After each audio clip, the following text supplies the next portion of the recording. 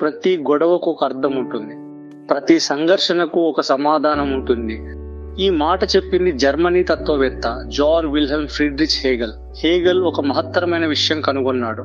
దీన్ని అతను డైలెక్టిక్ అని పిలిచాడు. తెలుగులో సులభంగా చెప్పాలంటే ఒక వాదన వస్తుంది, దానికి వ్యతిరేకత వస్తుంది. ఆ రెండూ కలిసి ఒక కొత్త సత్యాన్ని సృష్టిస్తాయి. ఉదాహరణకు, మీకు ఒక నమ్మకం ఉంటుంది, జీవితం దానికి ఎదురు నిలుస్తుంది. ఆ పోరాటంలో నుండే మీరు మరింత బలంగా మారుతారు.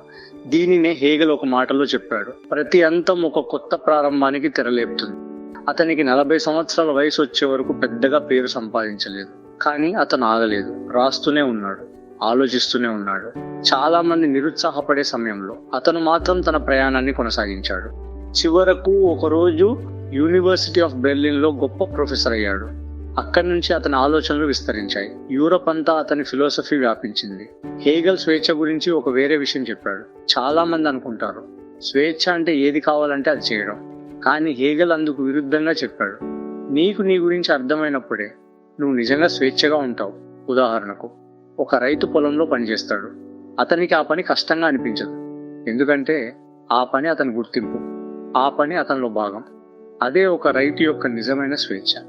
కానీ ఒక మనిషి తన మనసులో ఏమి జరుగుతుందో అర్థం చేసుకోలేకపోతే అతను స్వేచ్ఛను నెమ్మదిగా కోల్పోతాడు. హేగల్ ఒక కథ చెప్పాడు. ఇది నిజంగా జరిగినది కాదు, కానీ ఇది మన జీవితంలో రోజూ జరుగుతుంది. ఒక యజమాని ఉన్నాడు, ఒక సేవకుడు ఉన్నాడు.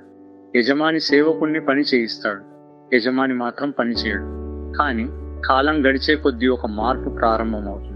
సేవకుడు పని చేయడం వల్ల నేర్పరితనం పొందుతాడు, ఇక యజమాని పని చేయకపోవడం వల్ల అతను నెమ్మదిగా బలహీనపడతాడు. యజమాని చివరకు సేవకుడిపైనే ఆధారపడతాడు. చివరకు ఒక రోజు ఒక నిజం స్పష్టంగా కనిపిస్తుంది. నిజమైన శక్తి సేవకుడి దగ్గరకు వస్తుంది. హేగల్ ఈ కథ ద్వారా ఒక గొప్ప సత్యం చెప్పాడు.